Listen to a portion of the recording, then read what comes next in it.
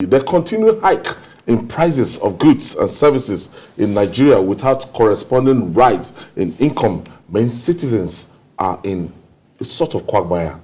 According to the Manufacturers Association of Nigeria, MAN, the increase in the prices of items has reached alarming heights, averaging 126.7% between 2020 and 2022.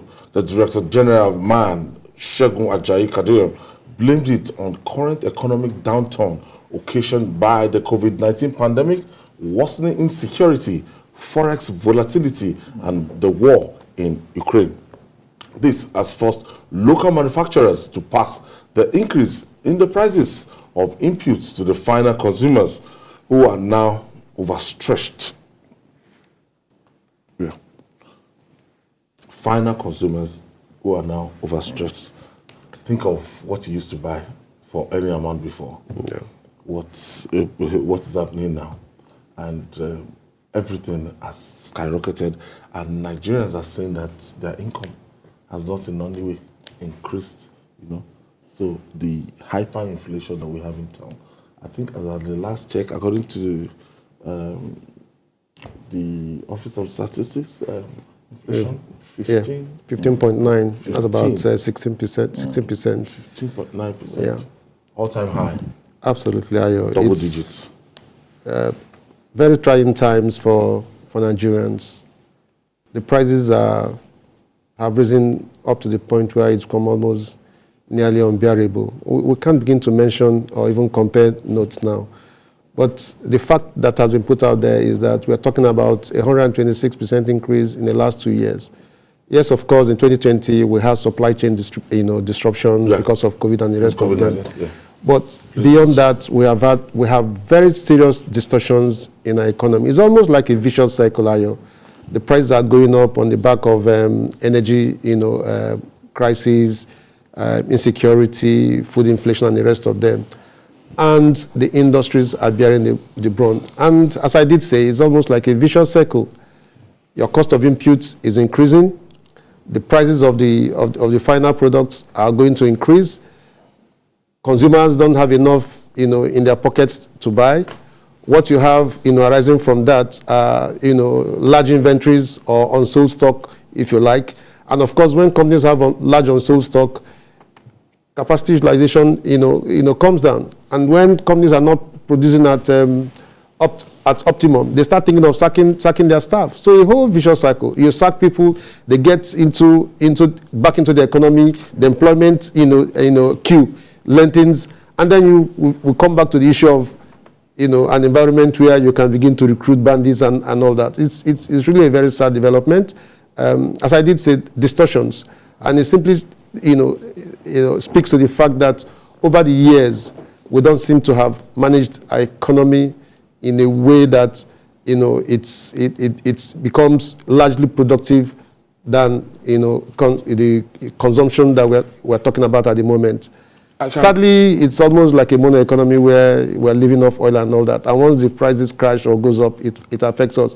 In our own case at the moment, even when the price goes up, we are complaining because we are import dependent. We have to, bring almost the entire volume of petrol that we need, diesel that we need in this country, we import. So even when others are reaping from global, rising global oil prices, here we are crying and saying, no, it shouldn't have been so. So that's the dilemma we find ourselves, and it just shows you that the managers of the economy need to do a lot more in terms of cushioning the effects, and ensuring that poverty doesn't, take all of us to the cleaners. Mr. Adeyi, I can afford to do away with my Hughes and Curtis shirts to just cut down, do away with it, but I can't afford not to eat.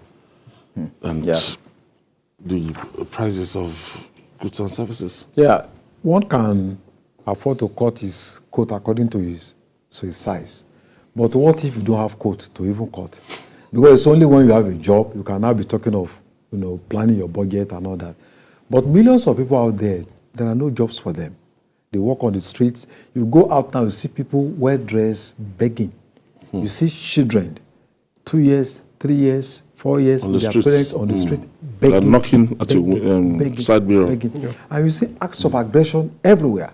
You are passing through the road, people will hit your car, which, little thing people want They're to not fight, smiling. because they Nobody are is being smiling. pushed to the extreme.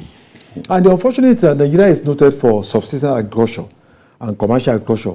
Those things are being threatened by terrorism, by violence. People are leaving the farms, because they cannot go to farm. And this thing will also affect the quality of manufactured products, because they want to manage.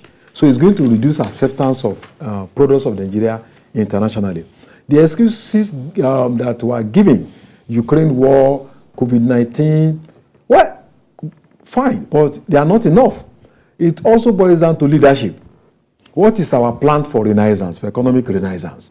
Each time we dole out cash, 30,000 to people, 10,000 to millions of people, and all that, we are not involved in creative ventures that will give people jobs. Mere doling out cash is not enough to transfer the economy. And you are doling out billions of cash, something you could have invested into production, textile industry, SMS, SMEs, and all that. So it's a cash economy, and we are not thinking about the future. And I think the implications are grievous for the stability and growth of the country on the long run. Now, when you want to look at the average man on the streets and the government, we have the highest economy in Africa.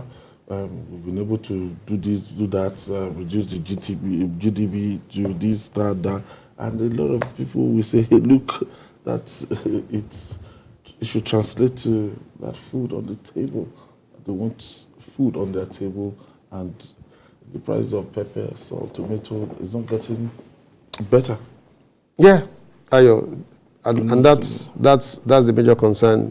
So, despite all the claims, the tag that we have had to live with is that we are the world's poverty capital. So whatever anyone tells you, what is clear is that the rest of the world thinks that this country is the poverty capital of the world. And that's why people just are concerned about how to survive on daily basis. How do we... Almost 100 million people living above poverty. Yeah. Living below poverty line, and government tells us that it has plans to lift 100 million Nigerians out of poverty in the next 10 years. And our colleague Adeoye says, look, you can't do that by just giving out 5,000 naira, sometimes 2,000 naira or 10,000 naira, and you say, yeah, it's not sustainable, and that's clear. But of course, government wants to continue to recruit persons by whatever means who can continue to, give them the votes at the end of the day. And I think that is really very sad. We should be concerned about the long-term, survival of this country. Nigerians want food to be put on their table. You call it tobacco infrastructure.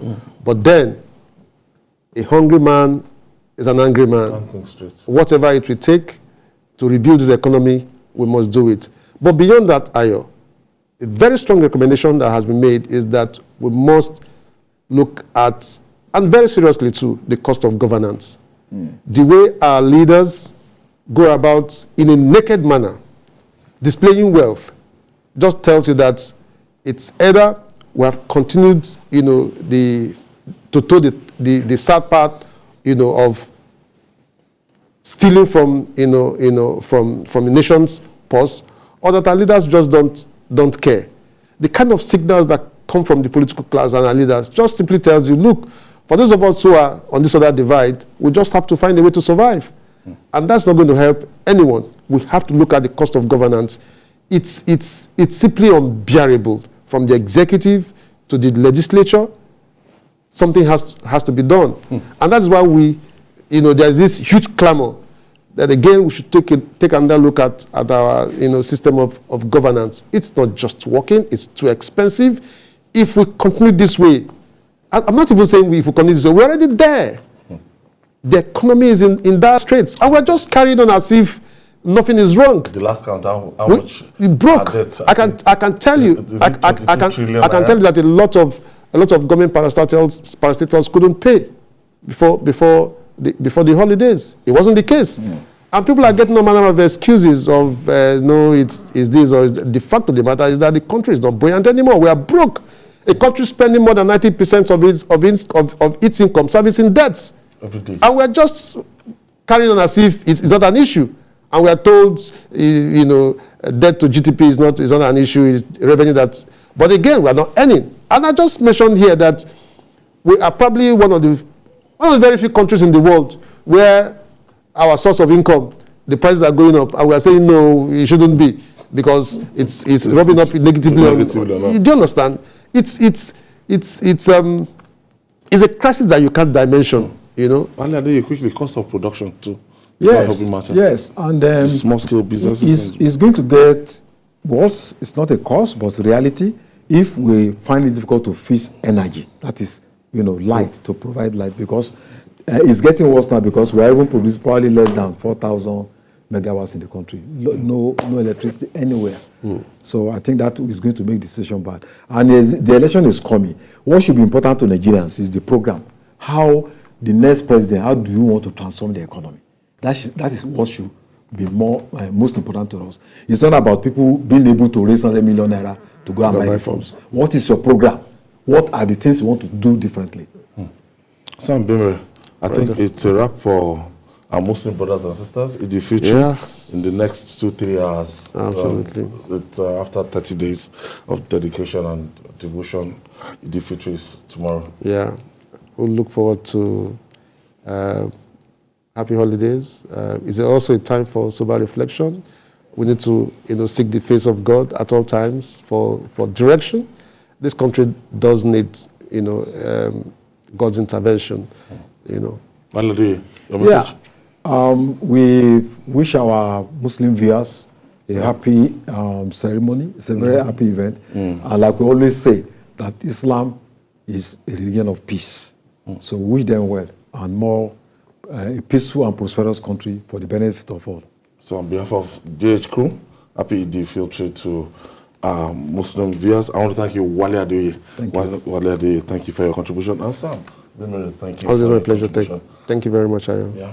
And that's been our offering on Journalist Hangouts Sunday. Sunday is a special edition of Journalist Hangouts. And join us tomorrow for our regular episode of the program by 5 p.m. You can watch the repeat broadcast of this episode tonight at 11:30 p.m. We're on YouTube, youtube.com/TVC News Nigeria. I'm Ayodele Ozubakwan. See you tomorrow and happy day for you.